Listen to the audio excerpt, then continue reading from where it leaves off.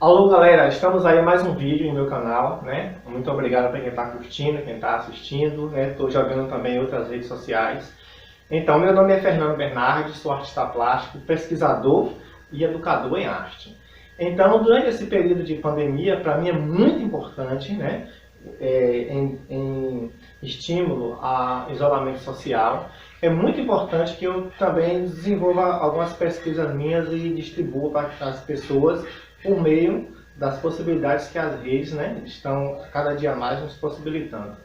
Então eu estou desenvolvendo, na verdade, um estágio em arte, onde eu quero falar sobre o processo criativo, juntamente com outros processos também, referência com os pigmentos naturais.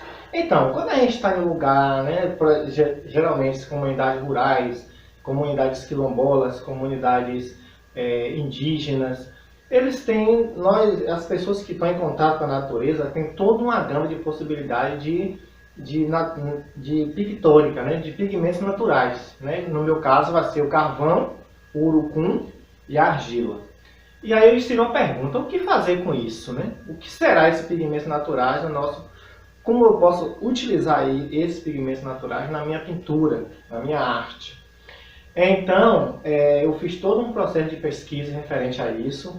É muito importante a gente compreender que os pigmentos naturais, eles são utilizados desde a pré-história. Na verdade, os primeiros registros do homem enquanto artista, enquanto existência, foi utilizado esses pigmentos básicos, né, que eu chamo também, né, de pigmentos puros.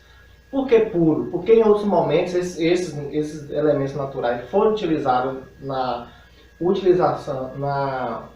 fabricação de pinturas. No entanto, eram inseridos lacas, passava por um processo de temperatura, né, como por exemplo na arte grega e a arte egípcia. Né? No entanto, quando a gente fala em pigmentos puros, quando a gente fala do pigmento natural, apenas misturado a um aglutinante. Então, quando a gente fala da cultura indígena, né, trazendo para um contexto brasileiro, nós pensamos também tanto nessa pintura pré-histórica, né, feita nas cavernas, que é também, né, considerado como um sítio arqueológico. Assim, uma grande referência brasileira é a Serra da Capivara, localizado lá no Piauí, e o sítio arqueológico também é localizado aqui na Bahia, que seria a Lapada do Sol, né, na Chapada Diamantina. E muitas outras referências, e assim, inúmeras referências de sítio arqueológico brasileiro, ou seja, que é também chamado de arte pré-colombiana. E os índios e terra sempre foi uma grande sintonia, porque além dessa pintura, eles também faziam seus vasos, né, faziam seus objetos utilitários, juntamente com o grafismo, até chegar também à pintura corporal. Só que na pintura corporal indígena, o que se destaca não é a pintura do barro no corpo, de maneira direta. Na verdade, nós tivemos na pintura corporal indígena o uso quase que geral, na verdade, do urucum, né? Um dos pigmentos naturais, né? Que seria o urucum. Tivemos também o genipapo, né? Que conseguiu uma cor escura, quase meio que azulada.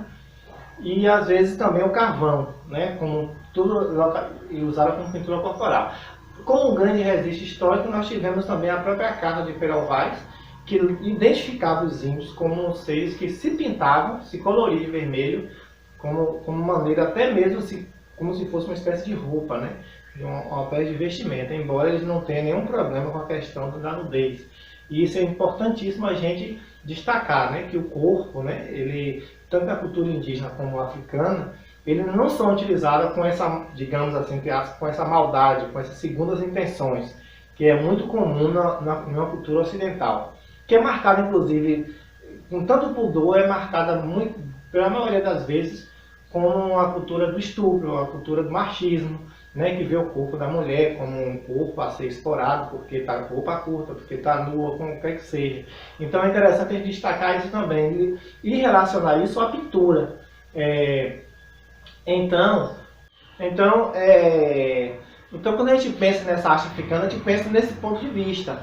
Tanto uma relação estética, quanto uma relação poética, quanto também o seu contato com a natureza. E não é uma exploração, de dizer assim, eu sou dono da natureza, não. Na verdade, é uma entonação entre o corpo humano e o corpo natural.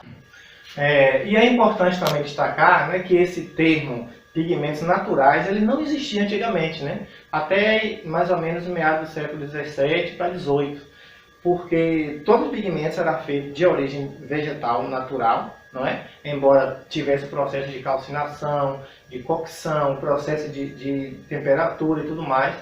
Porque, por exemplo, um pigmento natural, terra, argila, ocre, ele poderia fazer uma gama de outras tintas, como sépia, o ocre e várias outras, terra de siena queimada e tudo mais. E os pigmentos azuis, né, muitas vezes era de origem do pigmento da arte egípcia, né, que é chamado de azul egípcio, né, que é proveniente também de um minério, né?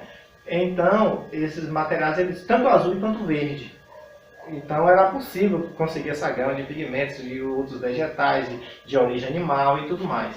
No entanto, esse termo veio criar essa divisória a partir de 1704, né, quando um químico, ele tentando fazer uma coloração vermelha, né, juntamente com outros componentes químicos, ele conseguiu, muito pelo contrário, a partir de um acidente ele conseguiu fazer o primeiro azul.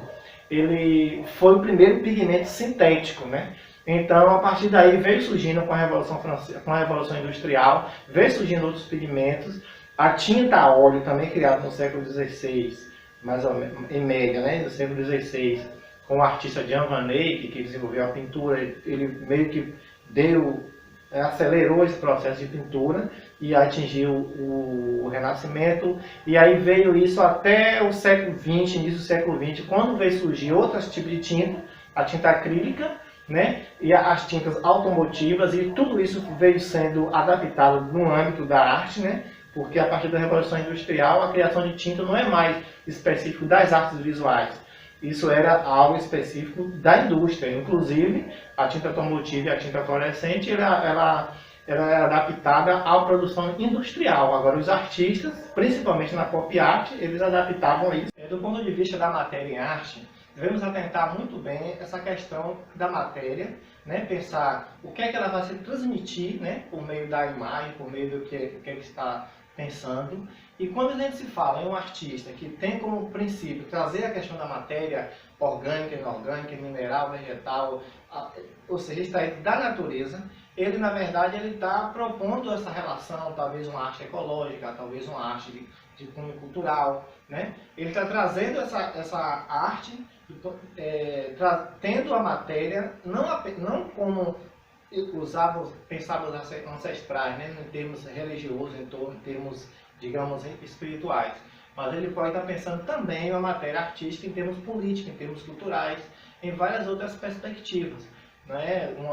Muito se fala que a arte, a matéria, ela não tem espírito, mas ela transmite transmite uma determinada ideia, uma determinada fonte de pensamento. Né? E Gaston Bachelard, ele fala muito sobre a matéria, quando ele traz a questão do artista, né, do embate, aliás, do homem, do ser, com aquele material em uso, né, como se fosse uma luta que a gente travasse com a matéria. E quando se fala em terra também, o autor, né, que eu falei, ele também traz muito essa questão da terra, da argila, né, como um mineral que tem sua beleza milenar, né? Como se o tempo de vida dele determinasse também as suas cores, né? Tipo, as belas cores são, na verdade, a experiência da matéria, né? Então, é muito importante. E aí, pensando, né, em questões químicas, né, ligadas ao pigmentos naturais em arte, um grande artista, um grande escritor, aliás, né, pesquisador, J. Meyer, em O Manual do Artista, ele destaca, né, duas linhas do pigmento natural, que é orgânico e o inorgânico. Né?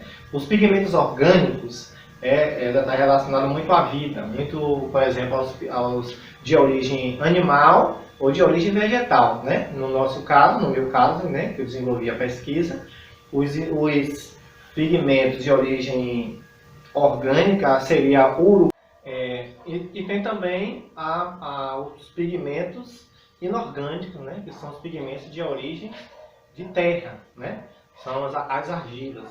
embora os inorgânicos são os pigmentos de origem, na verdade, mineral, né? Que são os dos minérios. Embora ele seja de origem mineral, mas há, assim, com uma certa temporalidade, né?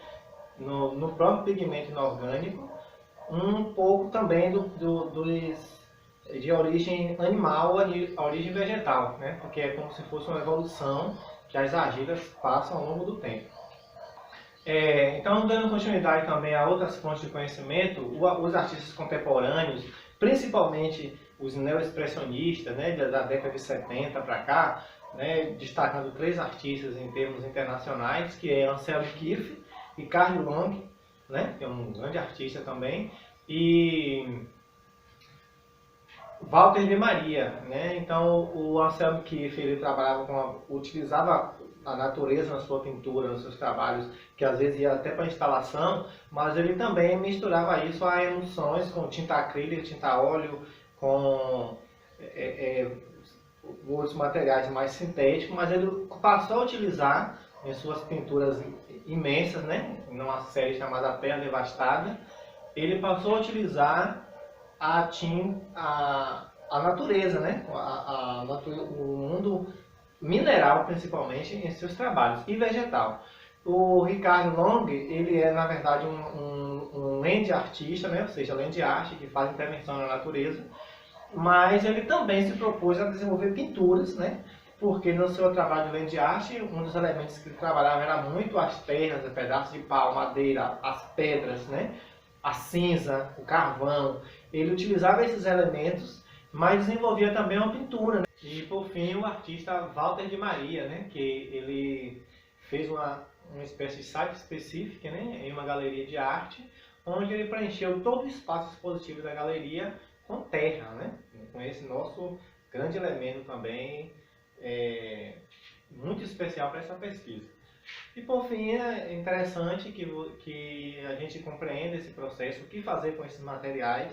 Existem vários outros pigmentos também de origem vegetal, principalmente, e que a gente pode aderir a um processo artístico pictórico de maneira ecológica, de maneira que possa pensar na nossa preservação ambiental, pensar também em questões sociais, questões políticas, né? Que pode ser meramente temático, né? Em termos estéticos, em termos materiais, em termos pictóricos, ou seja, é uma gama de possibilidades para o artista hoje, contemporâneo, e vocês também, alunos, né, que estão estudando, podem desenvolver um trabalho e compartilhar, né? Fazer com que essa arte chegue até as pessoas.